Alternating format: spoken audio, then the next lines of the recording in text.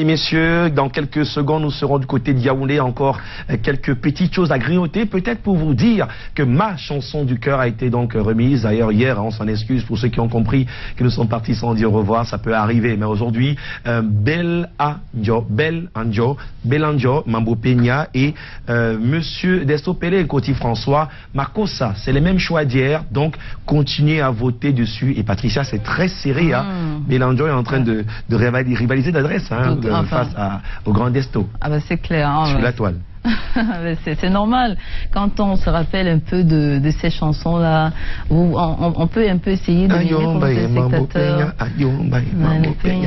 Bon, après, et puis à côté, Coty François, je me rappelle toujours de ce petit garçon qui apprenait à danser avec son grand-père, son grand-père tellement beau et tout. Donc Eyoum, d'ailleurs, qui joue le jeu du grand-père dans le clip. Ah bah super ça. Un joli hommage à ce monsieur. Et je sais que vous adorez danser. Donc on comprend pourquoi c'est si compliqué finalement pour nos téléspectateurs de choisir. Si vous me demandez à moi de choisir, ce sera vraiment compliqué. Je tablerai pour les deux, ça c'est sûr. En tout cas, on est rendu à 7h, oui. 7h top pile, donc il est l'heure de prendre l'ampleur évidemment de tout ce qui prévaut en termes de titres, les titres qui figurent à la une des journaux qui ont été publiés ce jour du côté de Yaoundé. C'est avec Justin Pierre et Sonon, on y va? Et on va tout de suite. Bonjour GPE du côté de Yaoundé, on vous cède le pouvoir pour la première partie revue de presse.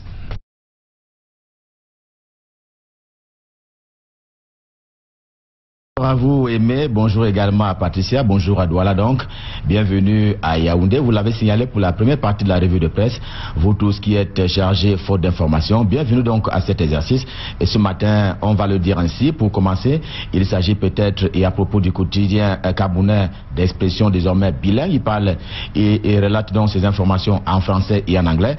Eh bien, il s'agit donc peut-être d'un cas d'enlèvement, direction dans le sud-ouest camerounais et Boya particulièrement, qui est d'ailleurs le chef-lieu de cette région, avec le quotidien camerounais Émergence, qui fait donc état de cette information relative à un enlèvement de 9 ingénieurs qui sont d'ailleurs portés disparus depuis le 5 décembre 2017.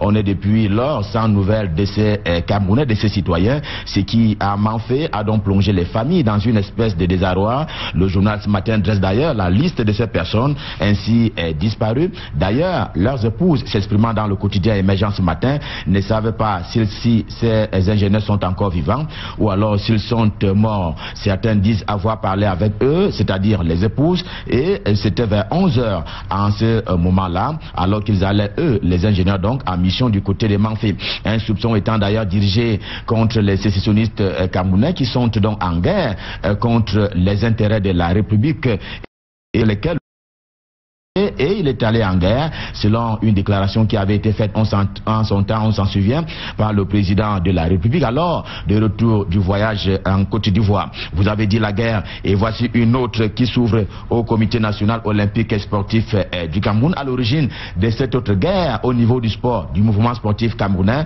à l'origine donc, explique encore le quotidien Émergence dans sa livraison de ce mercredi. Il y a la nomination d'un nouveau président à la tête de la CCA, et bien la partie contestataire a porté plainte pour acte on ne peut plus illégal. Elle voit cette partie-là en cela la normalisation de l'écart et l'écartement de la norme. La guerre persiste donc au niveau de cette instance de supervision et même de coordination du mouvement sportif national, ainsi que l'indique le journal, tout autant que la crise anglophone qui persiste du côté du nord-ouest, mais également du sud-ouest camerounais, dont parle justement le journal L'Avocat, qui est de retour après une longue hibernation. Et le revenant annonce Paul Biya du côté de Bakassi, malgré l'assassinat d'un chef du village, c'était à Ngongo, là-bas, dans le sud-ouest camerounais, ou encore la prise en otage de 2 militaires camerounais par les terroristes. Vision d'Afrique, lui aussi en kiosque ce matin, présenté sur ce sujet de la crise anglophone, vous allez le voir, et ressort ce matin, ressort du tiroir d'ailleurs, les mesures présidentielles qui ont été prises en faveur de l'apaisement d'une part, mais également de la guerre que le Cameroun mène contre ce que Paul Biya avait appelé les terroristes. Eh bien, il s'agit donc de constater la manière dont l'État du Cameroun traque les ennemis de la République, pour dire peu des sécessionnistes.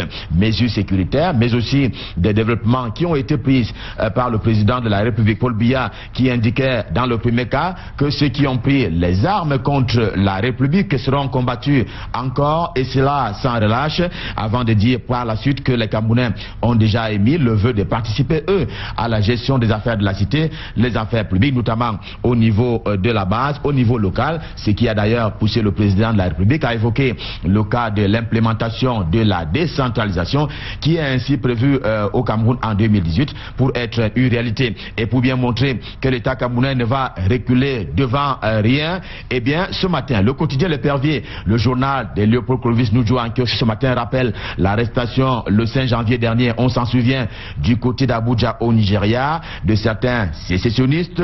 Eh bien la précision étant que 10 d'entre eux, justement parmi ces personnes qui ont été arrêtées, 10 donc avaient été interpellés, mais seulement 4 sont concernés par la mesure d'extradition, comme quoi il y a seulement 4 personnes parmi les 10 qui ont été mises aux arrêts, qui peuvent donc subir le principe de l'extradition en vertu de normes en la matière, souligne donc le quotidien L'Épervier en kiosque ce matin. Justement, c'est encore le quotidien L'Épervier qui fait cas d'un enrichissement illicite de la part d'un ponte du régime de Yaoundé, probablement un ministre en fonction. L'indice complémentaire de cet état de choses est qu'une importante somme d'argent a été retrouvée dans son véhicule alors accidenté sur la route Yaoundé-San Milima. L'intéressé a pour sport favori, dit le journal, le vol de l'argent public, en attendant d'ailleurs que les portes des Kondengui, lesquelles pèsent d'ailleurs 170 kg, souffrent donc à ces Camerounais qui fait donc montre d'une gestion on ne peut plus inadéquate des affaires de la cité. Un cas observé au moment où l'État ambitionne au Cameroun de réduire son train de vie. C'est d'ailleurs l'objet de la grande une du quotidien camerounais à capitaux publics, j'ai nommé Cameroun Tribune dans sa livraison de ce mercredi. Cette année, précise le journal de Marie-Claire Nana, vous allez le voir, il y aura une plus grande surveillance des dépenses liées à la masse salariale, aux bourses et stages, à l'achat des véhicules et autres dépenses de fonctionnement, notamment pour ce qui est des personnels de l'État. Cameroun Tribune ce matin se veut optimiste, cela en s'appuyant d'ailleurs sur les données du ministre des Finances, que dis-je, du ministère des Finances. Pour le cas du carburant, ce sera 5,1% contre 5,2% en 2017. S'agissant cette fois-là de l'acquisition des véhicules, eh bien, le pays de Paul Biya dit vouloir passer à moins de 0,5% contre 0,6% en 2017. C'est un sujet de rationalisation que propose pour ainsi dire Jocelyne Ndouyou Moulium du quotidien Cameroun Tribune. On reste d'ailleurs dans le budget de l'État camerounais s'agissant de l'exécution de l'exercice 2018, un exercice qui a déjà pris son envol depuis que le ministre des Finances, entouré pour cela de tous les directeurs généraux qui sont en charge des questions financières et économiques au Cameroun. On reste donc dans le budget de l'État du Cameroun, cette fois avec une excroissance d'ailleurs de ce PCAM, j'ai nommé Cameroun Business, qui lui aussi est spécialisé en les questions économiques. Et bien ce matin, le journal qui ne cesse de dire qu'il y a bien des marchés à gagner cette année au Cameroun, notamment de la part des entreprises locales. Ceci est d'autant plus important que pour le cas des routes, eh bien, le ministre des Travaux publics, Emmanuel Nganou Djoumessi,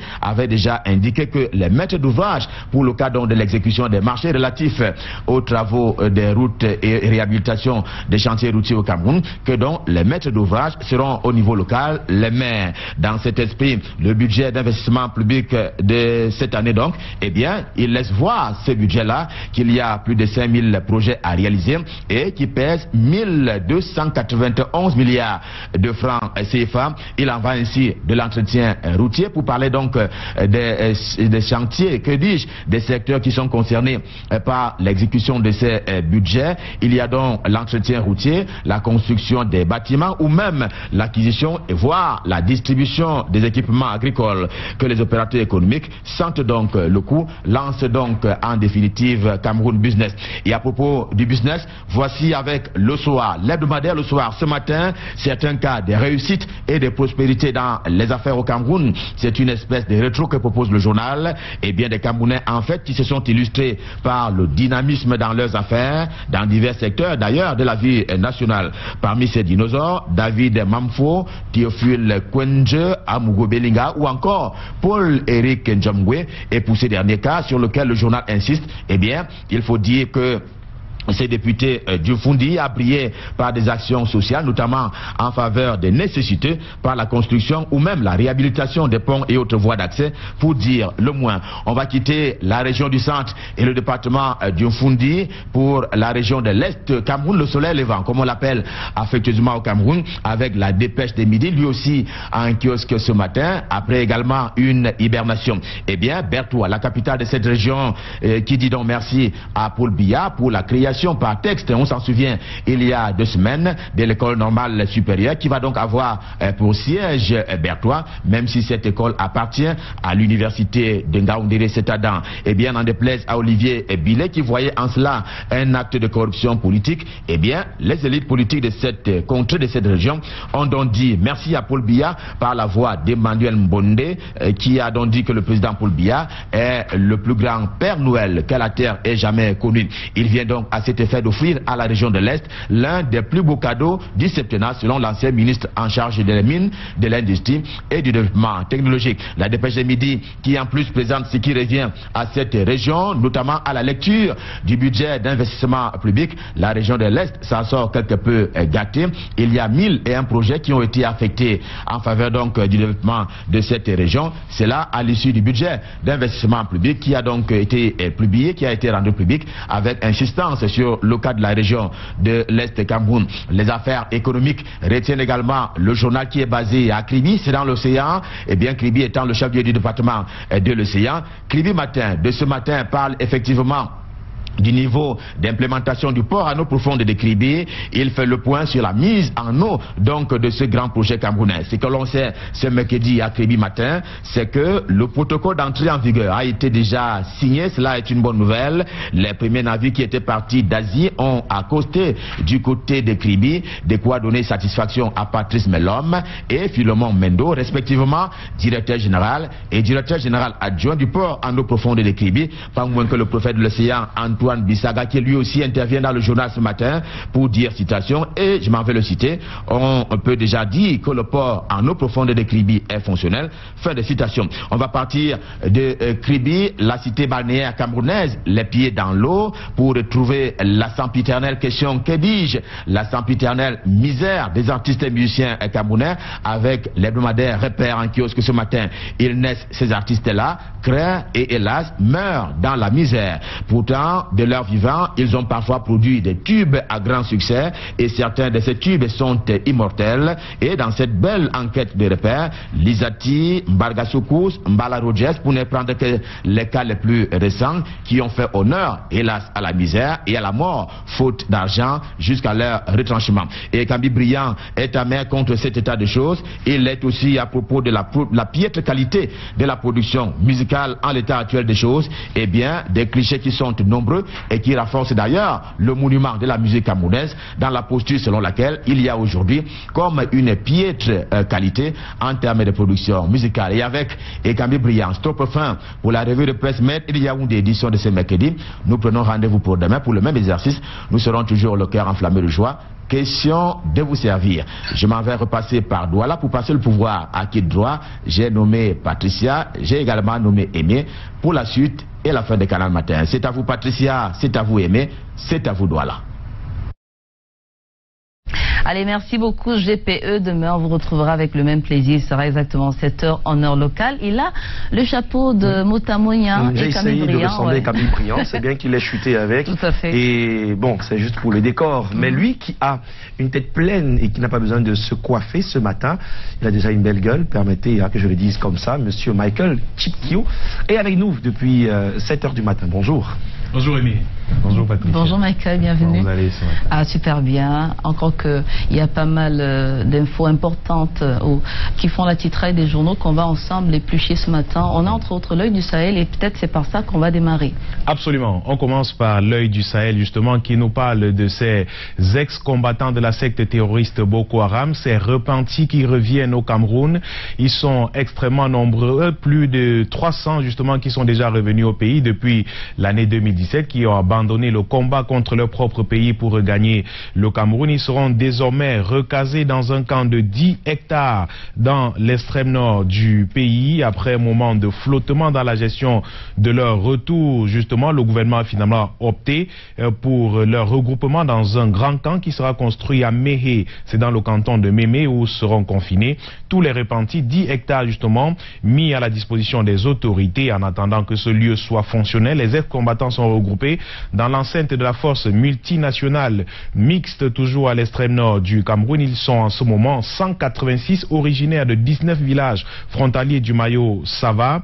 Ils n'ont pas le droit de sortir du camp et ne reçoivent non plus de visite. Et puis selon une source sécurité, il ne s'agit nullement de privation de liberté, mais plutôt de mesures de sécurité. On se souvient de ce que depuis le début de leur retour en octobre 2017, après avoir été autorisés de retourner chez eux, quelques-uns d'entre eux ont repris la route pour rejoindre la secte terroriste et commettre encore des exactions contre les populations civiles. Ce processus justement qui consacrait un rapide retour des repentis à la vie civile n'était toutefois pas du goût de la majorité des populations, suspicieuses à l'égard de ces hommes qui, du jour au lendemain, s'étaient retournés contre elles et par la voix de leur chef traditionnel. Elles ont donc exprimé leur désapprobation aux autorités et donc l'annonce de la création de ce camp de 10 hectares pour leur regroupement sonne comme un soulagement pour les populations de l'extrême nord du Cameroun. À la une de l'œil du Sahel également aujourd'hui, en bandeau, on lit la lettre de Marafa Hamidou Yahya. La nouvelle lettre de Marafa Hamidou Yahya titre le journal de Guibaï Gatama, lui qui parle des élections présidentielles de 2018 et de nombreux autres scrutins qui doivent être organisés au Cameroun. Il parle également de la crise anglophone. Il se pose plusieurs questions ce matin. L'ancien secrétaire général à la présidence de la République et ministre de l'administration territoriale et de la décentralisation au Cameroun. Pour lui, il faut que le Cameroun puisse être gouverné. Le gouvernement actuel semble frappé d'immobilisme et on constate, selon Marafa Hamidou Yahya, chaque jour que les paroles du chef de l'État se transforment rarement en acte. Qu'est devenu le programme de réhabilitation de construction des forages d'eau potable pour l'extrême nord que le président de la République a promis en octobre 2011 à Maroua lors de la campagne présidentielle? Les populations locales l'attendent toujours, lance Marafa Hamidou Yahya. Où sont les tracteurs et les voitures dont vous annonciez l'assemblage au Cameroun? S'interroge-t-il également. Pourquoi le port à eau profonde de Kribi, qui devrait être livré entièrement équipé et opérationnel en juin 2014, n'a-t-il toujours pas démarré ses activités à ce jour? Pourquoi les travaux sur l'autoroute Douala-Yaoundé que nous attendons depuis 20 ans sont-ils interrompus? Pourquoi seuls 20 km ont été réalisés après 4 années de travaux? Pourquoi le Conseil constitutionnel prévu par la Constitution de 1996 n'a-t-il pas été créé alors que devant la nation le 31 décembre 2012 vous vous engagez à le faire après les élections sénatoriales de 2013? Voilà plusieurs interrogations lancée par Marafa Hamidou Yahya qui conclut en disant qu'il est urgent de renoncer à ce régime semi-présidentiel dans lequel la responsabilité de diriger le gouvernement se dissout, se dilue entre le président et le Premier ministre. La Constitution dont le Cameroun a besoin doit placer au sommet de l'État un président responsable qui dirige lui-même ses ministres. C'est une lettre de 2 pages de Marafa Hamidou Yahya proposée en intégralité par l'œil du Sahel à lire dans son édition de ce jour. Et au pied de une de ce même journal, on parle de ces ordinateurs PBHV offerts aux étudiants camerounais par le président de la République. Ces ordinateurs qui sont désormais en vente dans des marchés au Cameroun. Le journal prend l'exemple de l'avenue Kennedy où le reporter de l'œil du Sahel a fait une descente pour constater justement que ces ordinateurs sont vendus à cet endroit au prix de 50 000 francs CFA pour les uns, 39 900 francs CFA pour les autres. Ils sont nombreux, ces étudiants, à brader également ces ordinateurs sur des sites de vente en ligne, de nombreux sites de vente en ligne, également sur des sites sur les réseaux sociaux. On peut voir ces ordinateurs PBHV vendus et le reporter de la Nouvelle Expression nous apprend également qu'il y a quelques jours, une descente a été effectuée à l'avenue Kennedy, au marché de l'avenue Kennedy à Yaoundé. Question de mettre justement la main sur ces ordinateurs qui sont vendus en ces lieux par de nombreux étudiants qui les revendent au motif qu'ils ne leur servent absolument à rien. La Nouvelle Expression également en kiosque aujourd'hui. Le journal nous parle des enjeux de l'abstention de Ni John Froundi pour la présidentielle de 2018. On le sait après le NEC qui s'est tenu à Bamenda du 13 au 14 janvier dernier. On parle de plus en plus de cette candidature de Ni John Froundi Fundi qui pourrait ne pas être justement pour l'élection présidentielle de 2018 et pourquoi pas Denis John Fundi qui pourrait quitter la tête du Social Democratic Front. Et donc la nouvelle expression choisit de faire une analyse de cette abstention du président national du SDF. Après la clôture des travaux du NEC, les résolutions ne sont toujours pas publiées jusqu'ici. C'est un fait rarissime que relève le journal La Nouvelle Expression. En réalité, c'est que dans les coulisses, cette réunion au sommet du parti pose problème pour au moins une raison. C'est la première fois dans la vie de ce parti que le fauteuil du tout-puissant président national fondateur est secoué. Grosse surprise au NEC, justement, c'est Maître Joseph Mbandam, député vice-président de l'Assemblée nationale, qui sort de son bivouac une proposition d'amendement des statuts pour créer un poste de président de la cellule des conseillers qui sera, comme par hasard, réservé à John Fundi.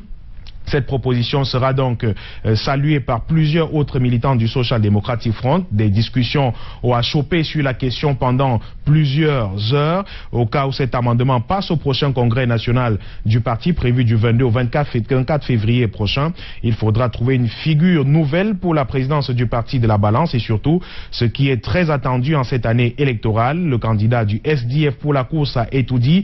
Et c'est ici, note le journal, que les enjeux vont au-delà du SDF. Si John Fundi n'est pas candidat à la présidence de la République, comme c'est le cas depuis 92 sans interruption, le parti devra donc présenter face au candidat du Rassemblement démocratique du peuple camerounais un visage qui n'est plus celui qu'on a toujours connu. À en croire certaines indiscrétions dans le RDPC, la candidature de Fundi, âgé de 77 ans aujourd'hui, légitimerait celle de Paul Biya, 85 ans. Le scénario contraire inquiète les stratèges du locataire d'Etoudi. C'est à lire dans le quotidien La Nouvelle Expression en kiosque ce matin. Et le journal Détective parle de cette même actualité, de cette sortie de John Fundi. Le journal croit savoir que la sortie du président national du SDF est déjà très avancée. Elle est très négociée d'ailleurs par les caciques du SDF justement. Fundi servira-t-il le bon exemple, s'interroge le détective en kiosque aujourd'hui, en attendant justement les travaux du congrès du 22 au 24 février prochain. Le journal note, le journal nous propose une indiscrétion d'un cadre du Social Democratic Front. Pour lui, les débats ont duré 2 jours parce qu'il fallait régler les amendements à soumettre au prochain congrès qui se tiendra plutôt le 22 au 24 février prochain. Le plus important des amendements porte sur la création d'une sorte de présidence d'honneur pour le chairman qui manifeste lui-même, écrit le journal, une certaine envie de se retirer. Ainsi, on prépare la relève. La gestion des affaires du parti sera bientôt confiée à un autre haut responsable du parti. Note La Nouvelle Expression, toujours dans le vent du changement. Note le détective, pardon, est toujours dans le vent du changement. Il a été décidé que le chairman ne sera pas candidat à la présidentielle de 2018. C'est dans le cadre du SDF qui confie ses indiscrétions au journal Le Détective en kiosque aujourd'hui, en attendant justement que ces affirmations sortent de l'ombre au cours du prochain congrès du SDF. Les observateurs de la scène politique nationale voient déjà une intention salutaire pour John Fundi et son parti, en ce sens que le premier parti d'opposition, eu égard au nombre de représentants à l'Assemblée nationale et au Sénat, en sortirait plus grandi avec l'impulsion à sa tête d'un visage nouveau, un sang neuf, justement pour les élections à venir au Cameroun.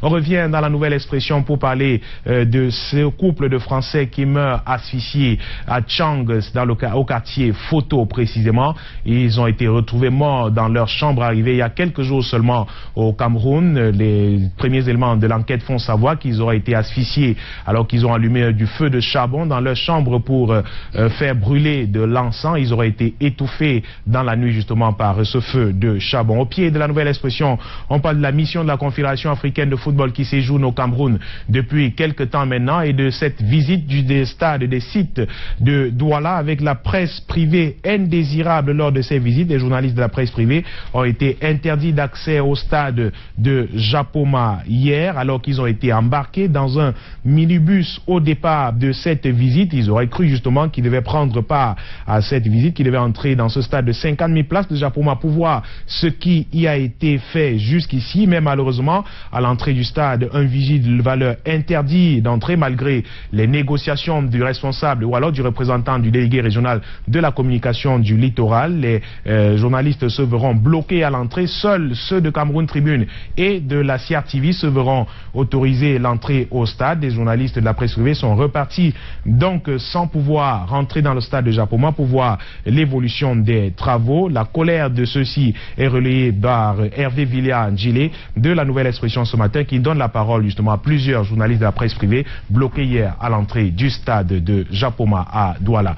Info Matin en kiosque nous parle de la crise anglophone et nous donne des pistes pour comprendre comment le chaos a été planifié pour le Cameroun. Le journal nous apprend par exemple que des revendications des avocats et des enseignants n'en étaient pas. Justement, c'était des revendications plutôt des personnes tapies dans l'ombre qui entendaient déstabiliser le Cameroun. Le journal revient par exemple sur des dates et ce qui a été fait jusqu'ici par le gouvernement pour résoudre cette crise. Le journal revient avec des dates justement, des dates où le gouvernement a pris des décisions, retour sur des actions menées par le gouvernement justement pour apporter des solutions aux revendications de certains avocats et même des enseignants. En revisitant le chapelet de revendications, le journal note que ces enseignants et avocats ne revendiquaient pas justement des réformes dans leur secteur. En comparant aux réponses du gouvernement aussi, il est loisible de constater avec le journal à quel point la Grande Dupéry était planifiée. Quelques autres événements intérieurs, notamment des actes de défiance de quelques groupes et lobbies sociopolitiques de la diaspora vis-à-vis des institutions républicaines, traduisent également cette conviction de la recherche effrénée d'un prétexte pour mettre le feu aux poudres. Il n'était pas question justement de revendiquer pour l'amélioration des conditions de travail des avocats ou bien des enseignants, mais plutôt de mettre le pays à feu et à sang. La bonne foi du gouvernement est notée par le quotidien Info Matin ce matin, ainsi qu'on pourra également le constater dans l'énumération faite par le journal. Les pouvoirs publics ont rempli leur part de contrat, allant même au-delà des espérances des protestataires. Ici, on remarquera surtout, note le journal, la sollicitude du gouvernement à l'endroit des auxiliaires de la justice et de justice anglophone, du concret à l'issue d'un travail d'écoute, d'harmonisation et de justice sociale. Il convient de souligner l'œuvre accomplie par la commission ad hoc y dédiée, avec à sa tête le ministre d'État, le ministre de la Justice, garde des Sceaux, Laurent Esso, autour de qui l'on retrouvait notamment le ministre de l'Enseignement supérieur, Jacques Famdongo, le ministre de la Fonction publique et plusieurs autres ministres de la République du Cameroun. Le journal nous parle également de la filière risicole au Cameroun, avec notre pays qui peut produire plus de 1 200 000 tonnes de riz chaque année. Le MINDE, le ministre délégué au ministère de l'économie, de la planification et de l'aménagement du territoire, Yaouba Abdullah, l'a indiqué à Batchenga lundi dernier en achevant la deuxième phase de la tournée d'identification du potentiel du pays qu'il a conduit dans 5 régions depuis novembre 2017. C'est à lire dans Info Matin aujourd'hui. On termine par The Detective. C'est un journal d'expression anglaise qui est également en kiosque aujourd'hui, qui nous parle de ces nombreux accidents de la circulation enregistrés sur des routes camerounaises. Des chiffres alarmants pour l'année 2017 seulement, où de nombreuses personnes ont perdu la vie sur la route. On se souvient encore de cette hécatombe survenue à la falaise de Tchang, où de nombreuses personnes sont décédées. On parle de 21 morts. Le journal en parle ce matin et fait également une part belle à ce qu'on appelle désormais la question anglophone au Cameroun. Des propositions également pour sortir de cette crise qui dure déjà plus d'1 an maintenant. Et c'est avec The Detective que nous mettons en terme à la revue de presse aujourd'hui à Douala. Merci beaucoup Michael. Il s'appelle Kajero, artiste musicien camerounais, mais ça fait pas mal de temps qu'il est un peu disparate sur la scène musicale camerounaise. Donc entre autres, on lui reconnaît le mérite d'avoir fait une fleur musicale à toutes les Roselines. Qui sont à l'honneur justement aujourd'hui. Ce qui suit, vous savez. Oui, mais je vais dire bonne fête à une Roseline Guessu Jounan. C'est une belle sœur à moi. Je lui souhaite une bonne fête également. En plus, bon, c'est une belle sœur. Elle doit être gentille, n'est-ce pas? Très gentille, absolument. Beaucoup de cadeaux. Et m'en a beaucoup pour faire quand j'étais encore plus jeune. Et beaucoup encore aujourd'hui. Voilà. Ouais. Alors, c'est vrai que la note d'information qui conclut est un peu triste. Hein, les accidents, ça me permet de revenir un tout petit peu sur le décès, malheureusement, de de Sa Majesté Pokam Djidji, c'est le défunt chef Batrefam. Il paraît que il fait partie des plus anciens après le chef Bamendjou, qui aurait 62 ans au voilà, donc il est décédé, je crois hier ou avant-hier. Et traditionnellement, on dit que le chef n'est pas mort, il est parti. Donc, on va saluer donc tout cela qui respecte encore les traditions. Et d'ailleurs, hein, nous on ne manquera pas de saluer toute l'équipe de Canal 2 du côté de Yaoundé. La revue de presse est en simultané. D'ailleurs, hein, on fait un clin d'œil à Léonard Dombou, dont le grand frère est en service ici à Douala, au GMI à Bonandio.